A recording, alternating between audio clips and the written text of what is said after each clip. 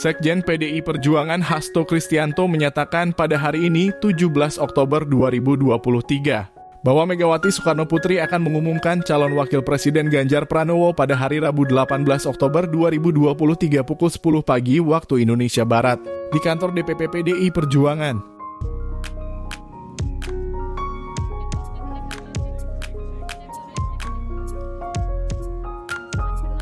Dan dengan melihat dinamika yang ada, ya pada akhirnya Ibu Megawati Soekarnoputri menugaskan DPPD Perjuangan untuk berkoordinasi dengan tim pemenangan nasional Ganjar Presiden, sehingga besok pada hari Rabu tanggal 18 Oktober 2023 pada jam 10 tepat akan diumumkan siapa calon wakil presiden yang akan mendampingi Pak Ganjar Pranowo. Sementara itu pro kontra pasca putusan MK banyak menghiasi media sosial dalam 2 hari ini. Ini yang dibaca dengan jelas oleh publik.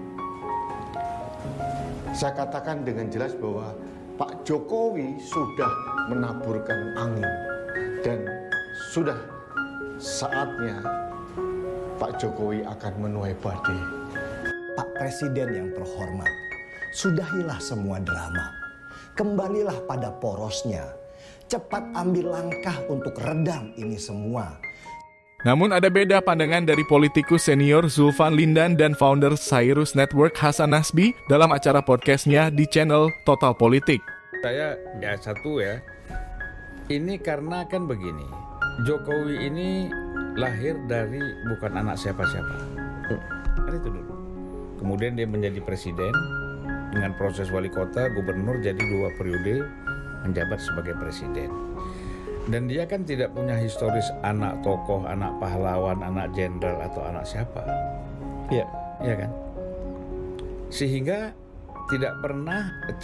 orang tidak seperti ada beban psikologis untuk menerima anak-anak dia melanjutkan kepemimpinan atau menjabat jabatan-jabatan strategik di dalam pemerintahan misalnya.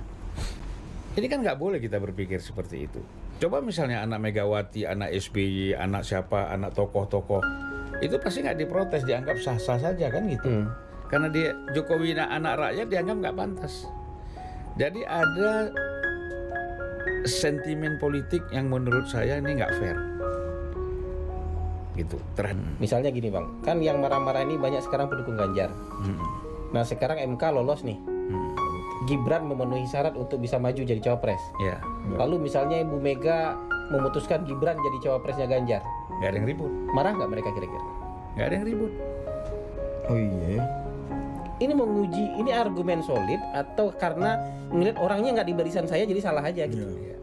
Budayawan dan seniman senior Butet Kertarajasa pun juga menulis surat terbuka untuk Presiden Joko Widodo mengungkapkan kekhawatirannya.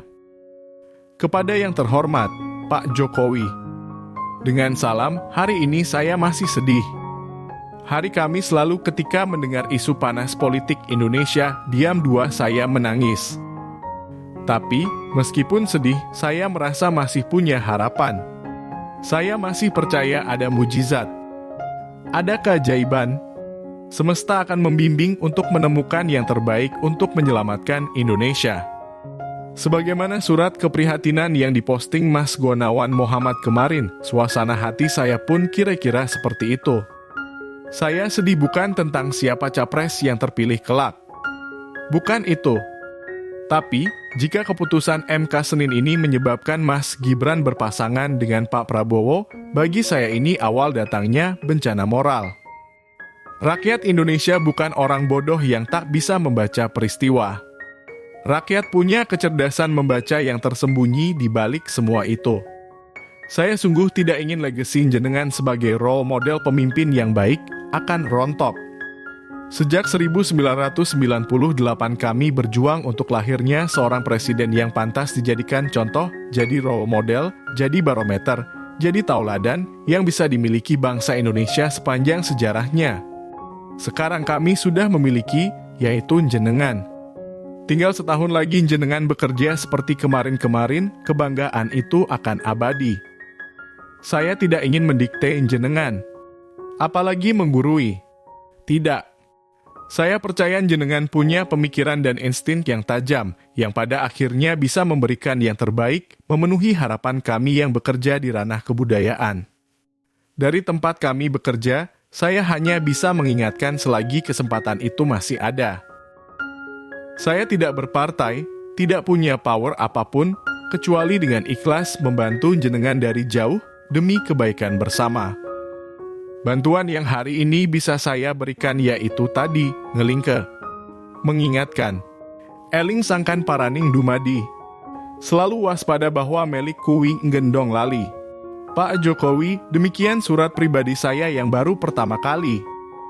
Semoga jenengan dilimpahi kesehatan jiwa raga, ketajaman pikir, dan keluasan imajinasi tak bertepi. Moga-moga mujizat itu benar-benar terjadi. Semesta akan membimbing. Nuwun. Butet Kartarejasa. Sulfan Lidan pun menanggapi apa yang ditulis oleh Butet Kertarejasa. Polanya kan begini. Kan ini bicara moral dan Ini kan kembali lagi apa yang kata Hasan tadi.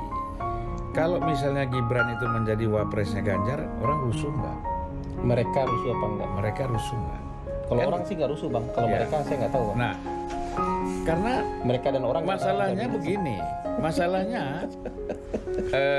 Mas Butet Kertarejasa ini memang kan sejak awal tidak setuju Prabowo itu menjadi presiden. Itu dulu. Ketika berhadapan dengan Jokowi 2014, 2019, dia tegas mengatakan saya tidak dukung, tidak suka Prabowo jadi presiden. Itu dulu kan dasarnya. Nah, oleh karena itu dia berpikir kan dalam pandangan politik, kemudian diulas di situ dengan sentimental dan romantisme. Ya. Dia sebagai seorang seniman budayawan, Ya. ya yang sehingga enak kita baca dan kita dengar kan gitu. Dan menakjubkan. Ya, indah betul kan. Nilai-nilai yang filosofis itu kan kalau dijelaskan dengan seperti Mas Butet ini kan orang bisa merasuk sukma itu. Iya. Bisa mi'raj sendiri dia. Iya. Nah, jadi oleh karena itu menurut saya apa yang disarankan itu biasa-biasa saja. Tetapi kan orang melihat pada realitas. Politik itu kan orang melihat pada realitas. Semua orang itu kan mau menang. Mana sih apa jalan dia untuk bisa menang? Meraih kemenangan di dalam kontestasi ini kan itu dulu. Iya. Nah, semua Anies Baswedan, Ganjar misalnya, ya kan, dengan membuang alasan. Kalau Ganjar misalnya, udahlah, yakin sesama PDIP nggak apa-apa, sesama Jawa Tengah nggak ada masalah, ya kan. Tetapi dengan adanya dengan popularitas Pak Jokowi, tingkat kepuasan kepada Pak Jokowi. Kemudian Gibran ada di situ. Dan ini diyakini menang kan gitu. Begitu juga Anies kan. Pasti sangat kepingin Gibran itu menjadi wakilnya. Karena perhitungannya menang ini. Ya Prabowo juga sama. Seolah-olah ini kejahatan kan. Iya. Jadi gini, kalau saya Juga sih. iya, gini. Kalau menutup tuh begini, kita itu kadang-kadang tuh suka menutup tanpa memikirkan soal keadilan. Jadi misalnya, kalau hanya anak si A atau si B yang boleh jadi calon, itu kan zalim. Benar kan? Artinya anak orang lain nggak boleh jadi calon. Tapi kalau gara-gara dia anak si A dan si B, dia nggak boleh jadi calon, kan itu juga zalim. Misalnya gini, Bang Zulfan bukan anak siapa-siapa, bukan anak presiden, nggak boleh Bang Zulfan jadi calon. Itu zalim. Artinya orang lain yang nggak punya bapak presiden nggak boleh juga. Punya bibit bebet bobot. Tapi gara-gara Bang Zulfan presiden, kemudian anak dia nggak boleh jadi presiden, itu zalim juga nggak? Nah, keadilan itu di situ menurut saya. Dan keadilan itu satu. Yang kedua, ini kan bukan appointee. Bukan itu, besok kamu gantiin saya jadi presiden ya. Kan nggak begitu. Ya kan? Ketika ada proses pencalonan, koneksi boleh lah. Saya kalau mau ngapa-ngapain tanya Bang Zulfan, Bang ada koneksi di sini nggak Bang? Boleh bantu saya akses Bang? Koneksi boleh lah. Iya, normal tuh ya. Iya, maksudnya anak saya dengan saya tentu berbeda koneksinya. Kalau anak Hasan Nasbi tentu udah lumayan punya koneksi dia, Bang. Ya. Tapi saya sebagai anak-anak dulu nggak punya koneksi karena bapak saya bukan siapa-siapa kan gitu. Itu urusan kayak begitu kita mau marah sama siapa? Mau marah sama bapak kita kan nggak mungkin. Mau marah sama siapa kita untuk urusan gitu? Ini urusan nasib aja yang beda. Tapi ketika terpilih atau tidak diserahkan kepada juri terakhir yang namanya rakyat, itu fair. Jangan seolah-olah kita kemudian berpikir bahwa rakyat ini nggak rasional. Rakyat ini nggak bisa memutuskan yang terbaik buat mereka, nggak bisa. Dan masyarakat itu memang tuh gambaran itu, pemimpin yang terpilih itu memang gambaran masyarakat. Jadi kalau di level mana sampai masyarakatnya, misalnya nih masyarakat kita masih 50-50 lah. Ada yang sudah lepas dari patron klien atau ada yang 50% masih patron klien. Nah gambaran pemimpinnya juga gambaran masyarakat.